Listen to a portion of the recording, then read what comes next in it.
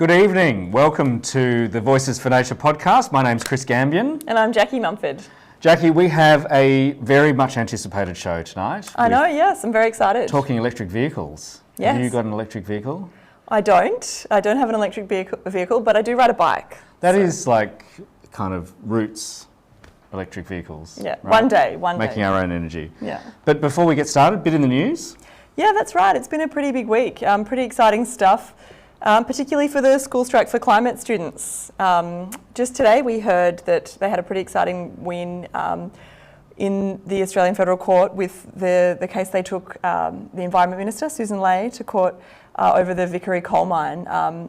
And they didn't get an injunction over that decision with the mine, but the court did say that the minister has to take into account the future of those children when making a decision about coal mines. I mean, this is a fantastic legal victory, but isn't it extraordinary that the kids have got to go to court to get the government to consider their futures? That's right. When making a decision. You'd think that this would be like the first no matter what party you are, the first kind of article of faith when you get elected to Parliament should be, well, what are you doing for the current generation? But more importantly, what are we doing for the next generation? Yeah, it's a pretty scary time when you have to have that precedent set in law by having, people under 18, children, go to court to sort of have that precedent set.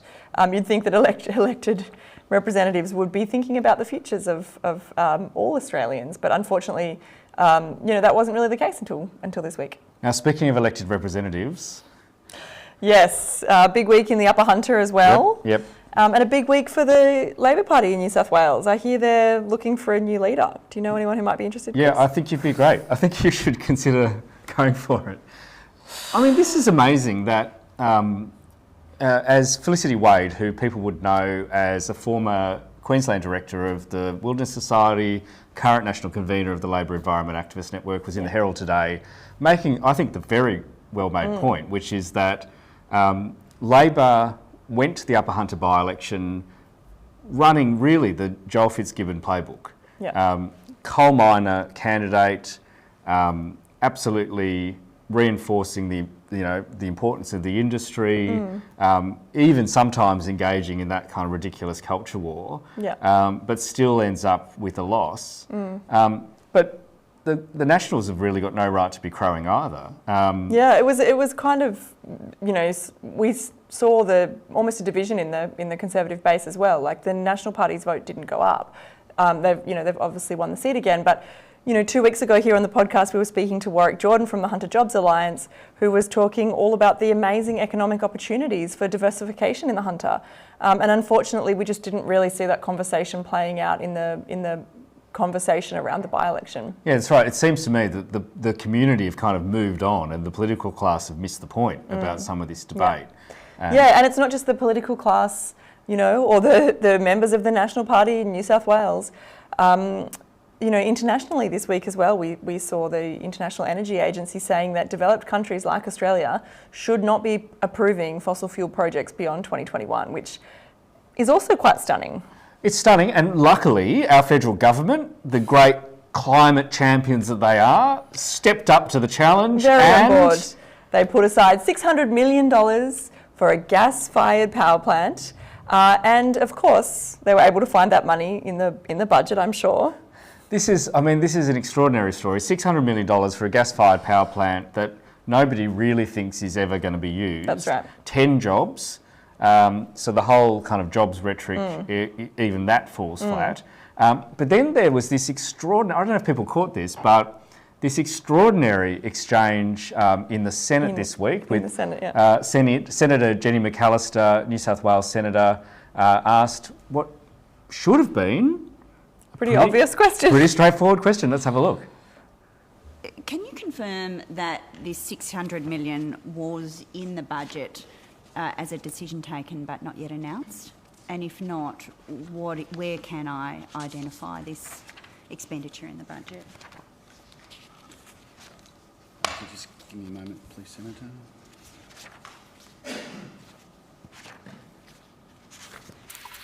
So old mate here ruffles around in his papers for pretty much 2 solid minutes Sorry, Senator. Sean Sullivan, Deputy Secretary. We'll have to basically get that and get back to you as soon as possible as to where that is inside the budget papers. You are kidding me. Can you... 2 solid minutes, and don't know, where's the money? Don't know. I'm sure I left it, maybe it's under the couch. Might have dropped it somewhere along the way. Lose things. People It's lose only things. $600 million. I left my wallet at home today. Yeah. You never know, 600 million You know, between and friends. again, like, the timing couldn't be worse, really. Like, we saw another School Strike for Climate on Friday last week with over 50,000 kids around the country coming out specifically on the issue of gas, saying we don't want a gas-led recovery. So the writing's really on the wall. Absolutely. The other thing that the writing's on the wall about, of course, is electric vehicles. I got to have a ride in one last week, and I got to say they're pretty good. Quiet.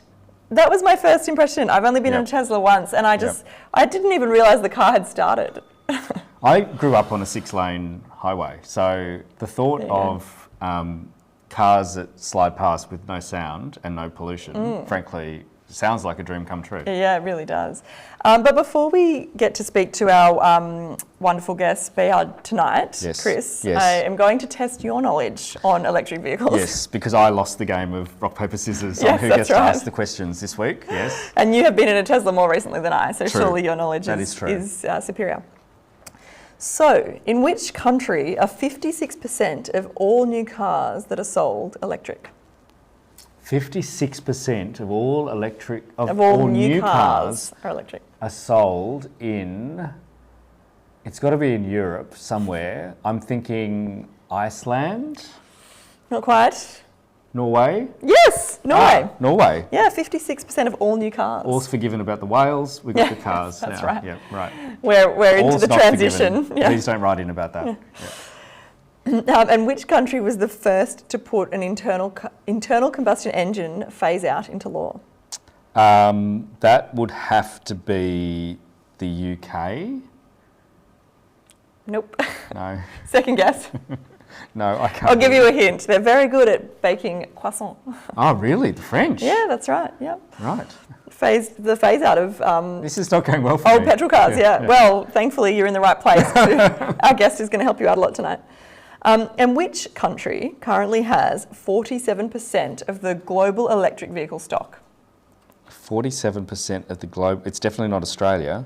I'll give you a hint. It's a different continent altogether to the first two responses. 47% of the. Is it the US? It's China. China. Yeah. Well, there we go. So I think we better it's, bring in our guests. it's for a little probably bit time of, to ask an expert some questions about EVs. Bayhad from Jeffrey from the Electric Vehicles Council is joining us tonight. We're so lucky to have. Come Come on in, yeah. Hey guys, how are you? Hey, Thanks good so to much for have you having me. here. Yeah, thanks for being Hello, here. everyone at home. Yeah, Thanks so much for joining us. Yeah. My pleasure. it's great to have you here. And so you get to advocate for electric vehicles pretty much full time as a job. Why advocate for EVs? What's the benefit of electric vehicles? Yeah, look, so many reasons. I mean, of course, there are the emissions reduction and the environmental benefits of them.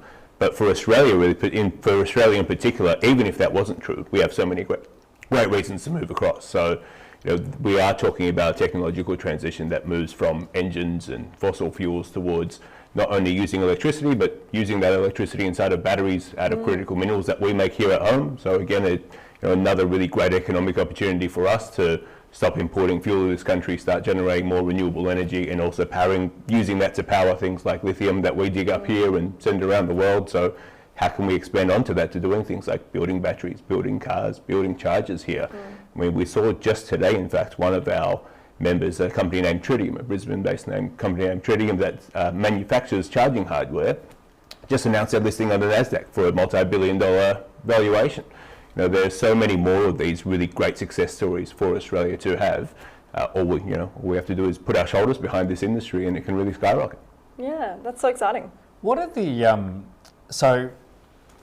I think electric cars are kind of interesting technology in and of themselves, but I think a lot of the interest obviously is the emissions reduction. Can you talk us through a little bit about what is the kind of benefit if we did manage to transition the transport fleet? What does that mean emissions-wise? Yeah, I mean, we talk quite a lot about electricity and our coal-fired power plants running our electricity sector. So after electricity, the next largest source of emissions in Australia comes from the transport sector. In New South Wales, that's something like 22%. Across the country, it's almost 20%.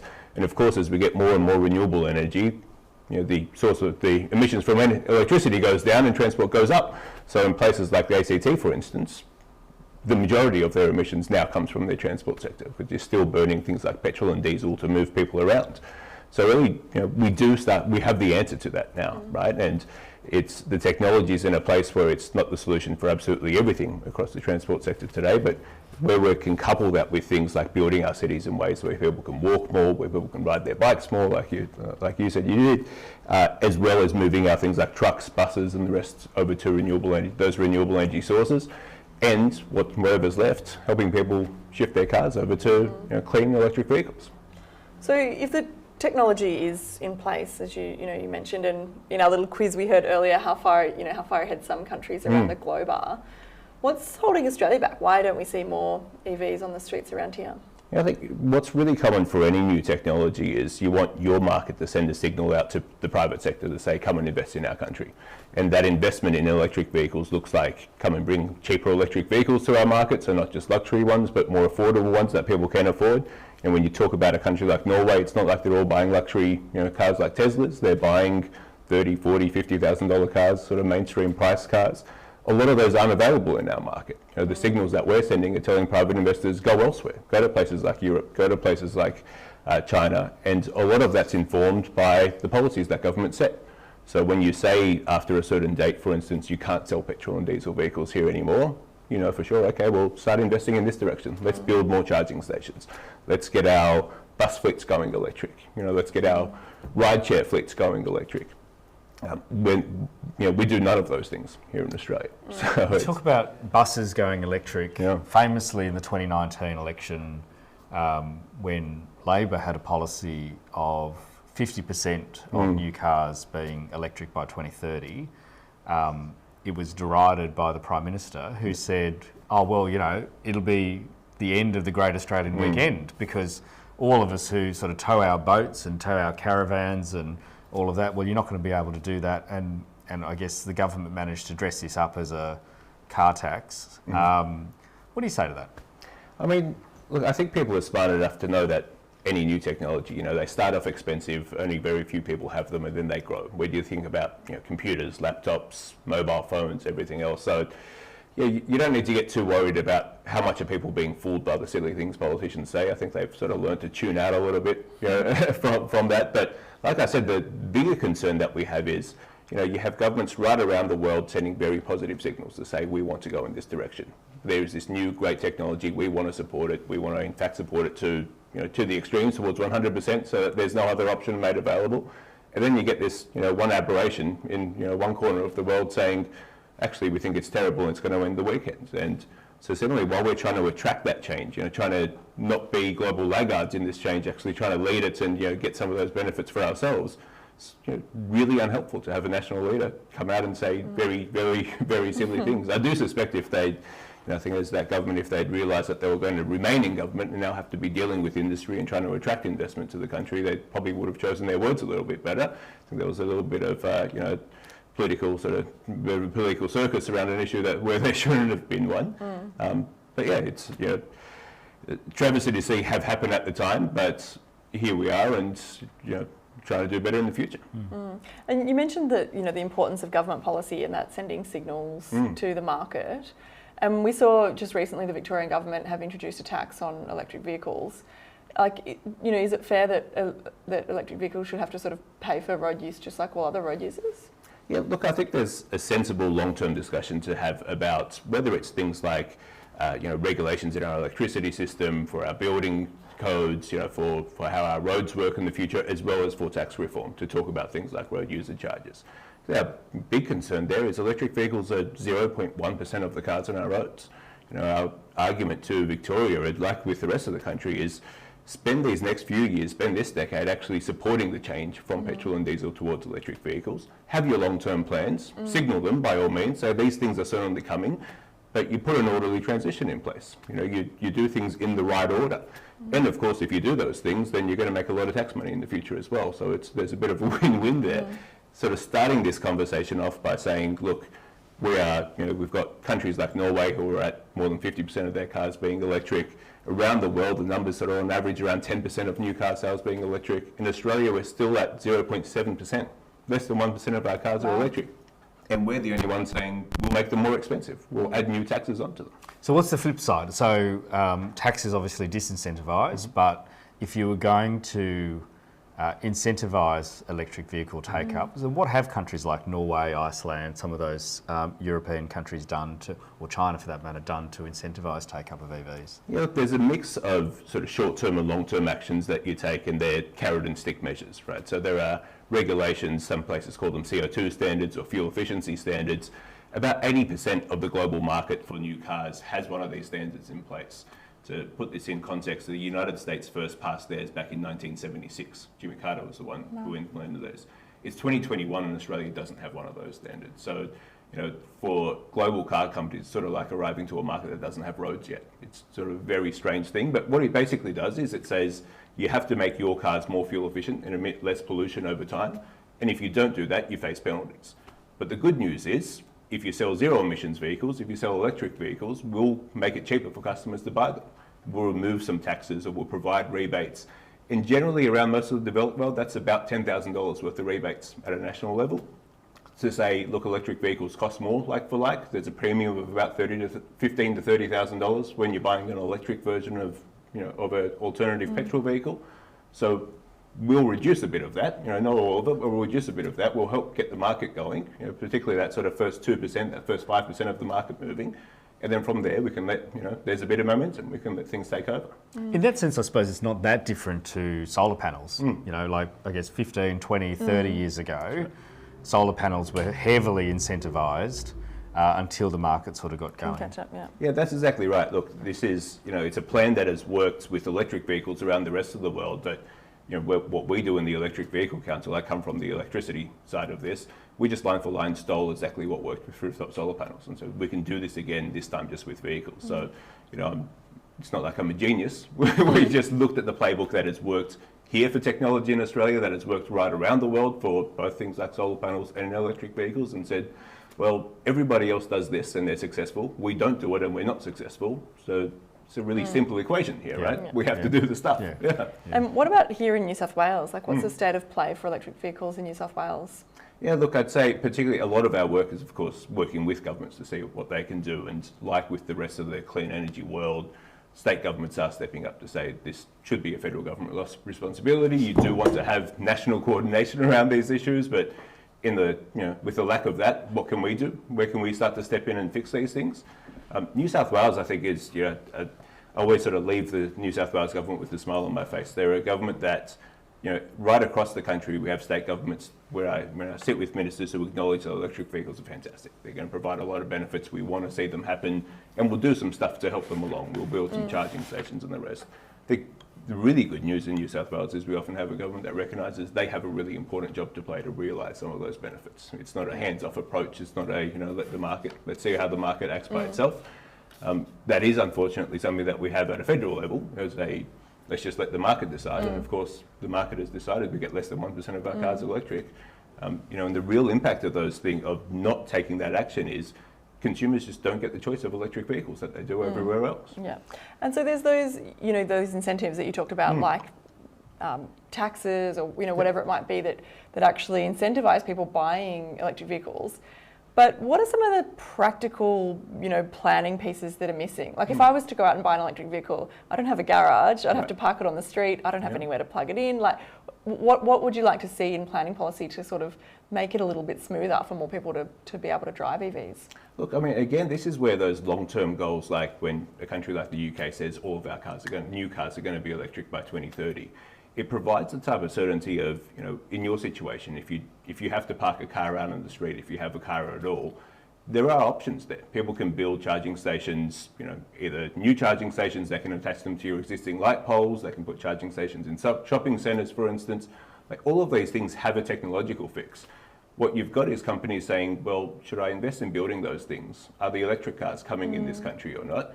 We know for sure they're coming over, in decades to come. The global market's made that decision up for us, but we know what the trajectory is in the UK, in Europe, in the USA, in China, everywhere else, because we've got this plan set up for us. We don't have that in Australia, so are we going to see that spike occurring now, 5 years from now, 10 years from now? And that, of course, holds back investment, and we are talking about companies that say, I can take my money somewhere else. I can take it to Europe and spend it there instead. It's not like I'm landlocked here, right? What do you say about heavy vehicles?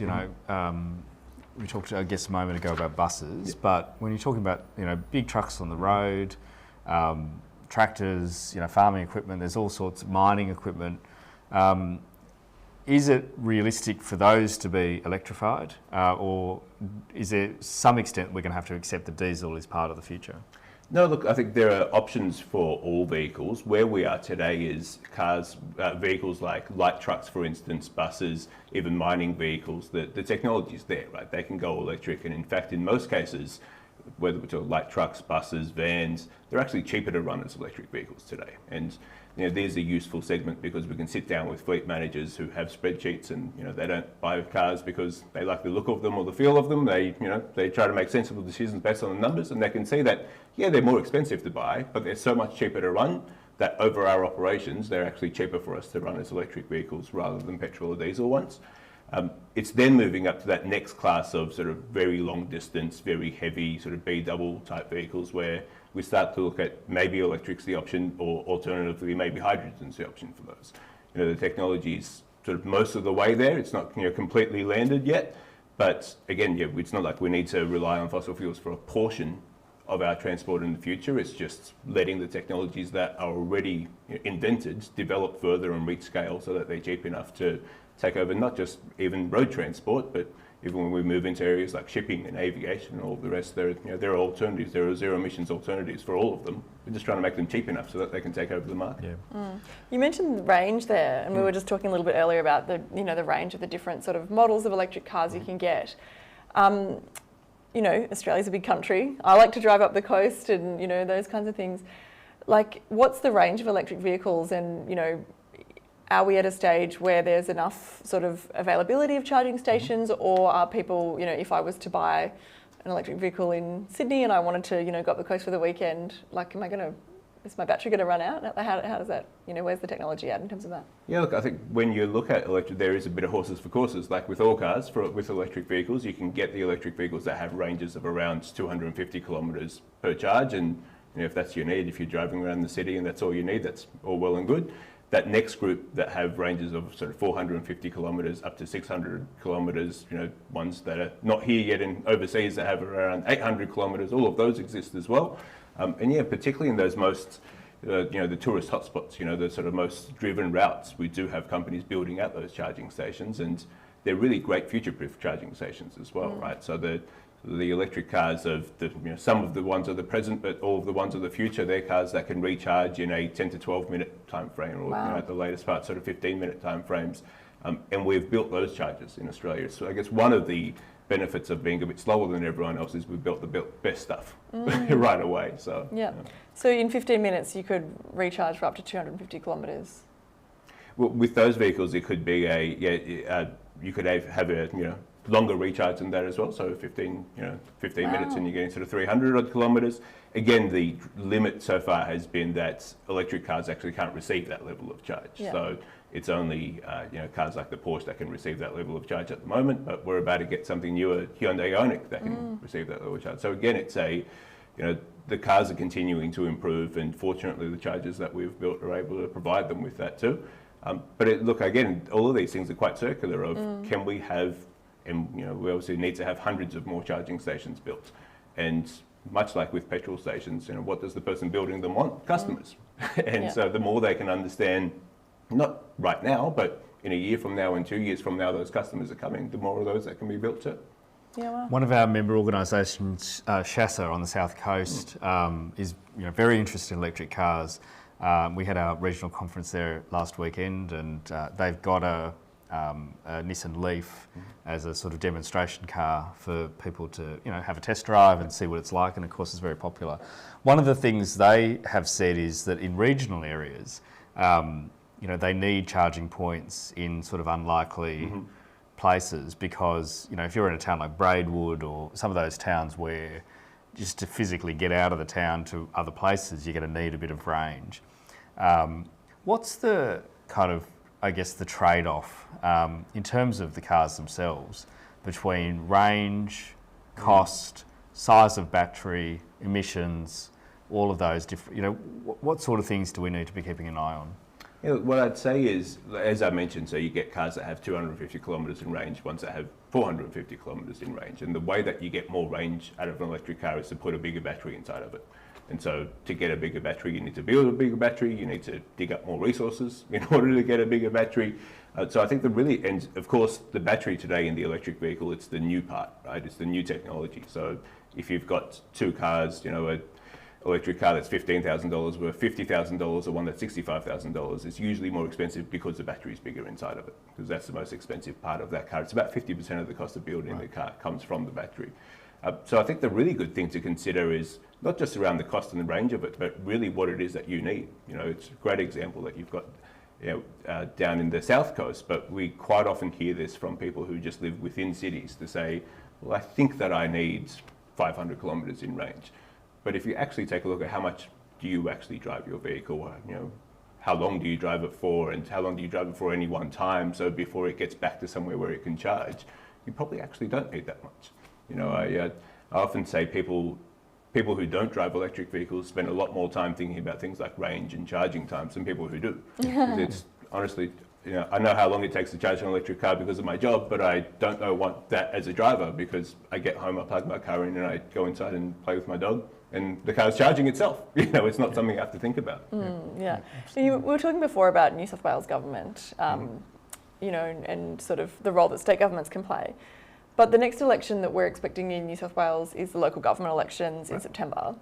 What role do you think local government plays, or what should we be asking, candidates to sort of, what would you like to see them pitch around electric vehicles as the election approaches? Look, the really good news is that we find local governments are probably the most ambitious and enthusiastic to get on with electric vehicles. So it's usually local, state and federal governments that are really acting on this. And I imagine that's because they're closest to their community, and that's where they see that people are actually excited about this. It's not a sort of abstract policy issue for them, it's about service delivery, and it's what their people want. So look, two main things for them is they all have a fleet of vehicles of their own. They should all be electric ones, and when I talk vehicles, I mean everything from garbage trucks, for instance. We have an Australian company that builds electric garbage trucks.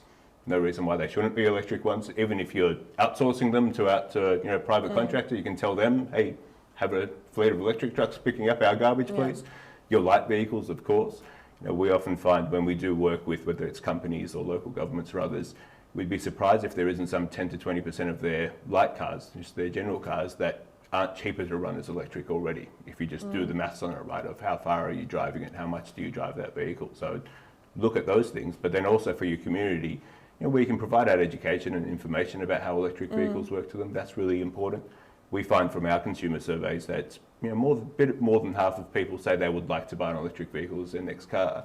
But after they've spent some time researching what electric cars are capable of, that number jumps up to about 80% of people. Wow. So it's usually just tackling some misconceptions. And then, of course, looking at places that you as the council own, where you can provide charging stations for people like you who don't have places that they can charge at their own homes. Do you have city centres, libraries, and other areas, and can you partner up? You don't have to do it all yourself. Can you partner up with private industry to say, look, we'll let you build a charger here if you come and invest and install it. Yeah. So if government would do the sort of one or two things that the Electric Vehicle Council really thinks needs to happen as a matter of urgency, what are those things? I think in the long-term policy is you have to have a target in place. You have to have a CO2 standard, a fuel efficiency one, or a target for how many electric vehicles you want on your road. That provides sort of long-term planning, investment planning for industry to come and respond to. And in the short term, just over these next few years, remove some taxes from electric vehicles, or you provide customers with incentives to buy electric vehicles.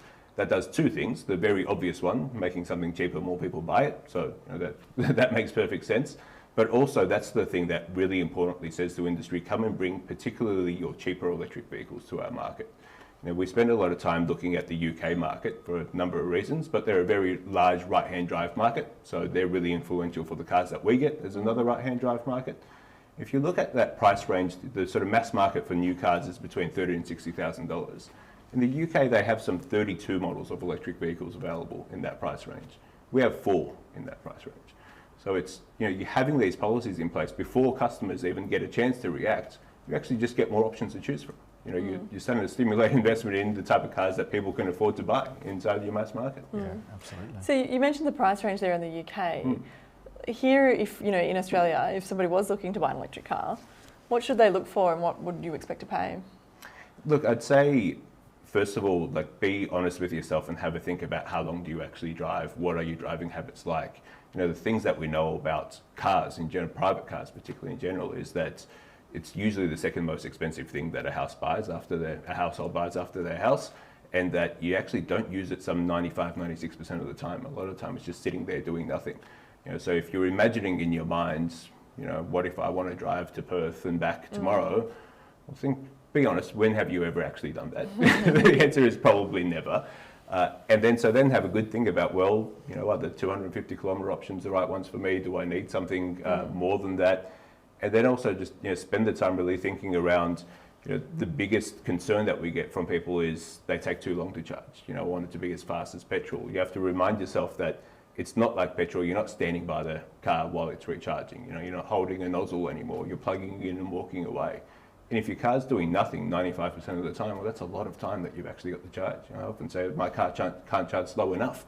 So sleeping for 8 hours, doing a lot of other things. Yeah, absolutely. So again, and then I guess that final piece is electric cars are for sure, they're more expensive to buy up front today, but they're also about the fifth of the cost to run. So then think about how much are you actually paying throughout the year for things like petrol and maintenance, and you can reduce that bill dramatically by shifting over to an electric one. So try to think about that entire cost, particularly if you're going to hold on to the car for a number of years. How much is it going to save you over those years? Yeah. Behnad, thank you so much for joining us. It's been great. At the Nature Conservation Council, we've decided to start campaigning around electric vehicles. So we certainly want to work with you and support you in the work that you're doing to try to shift government policy, because, as you rightly said, we've had a lot of progress in the energy transition, and whilst that's not finished, we can't afford to wait until that's finished to start looking at the other sectors that need to transition as well, and that's why it's such an important area. And there's been a lot of interest just in the few weeks that we've been talking about it, that people want to see that transition sooner rather than later.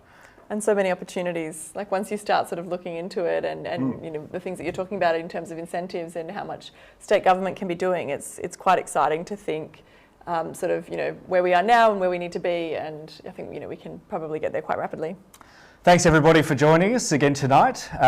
It's been a pleasure, and Jackie Mumford, it's still tax time, so if at all you can chip in to support our work here at the Nature Conservation Council, please do. We know times are tough, but everything that we do is only possible because of the generous contributions of people who chip in whatever you can. It really makes a huge difference, because koalas grow on trees. But money does not. And if you're Tesla and you would like to send us a free car, yes, we would totally take it. We will proudly drive it. Or anyone really, Nissan, Hyundai, anybody who wants to send us a free car. Yeah, that's We right. have no cars in our fleet. Yes. And if you would like to donate to the NCC Electric Vehicle Fund, you can head along to nature.org.au/donate. We are ready to be a 100% electric fleet with one car. Yeah. We'd get that job done. That's right. And as always, if you would like to hear back this episode, listen back to this episode or listen to any of our previous episodes, you can do that. You can watch on our YouTube channel, or you can listen to our podcast, Voices for Nature, if you search Voices for Nature on Spotify or Apple Podcasts. Thanks so much for joining us.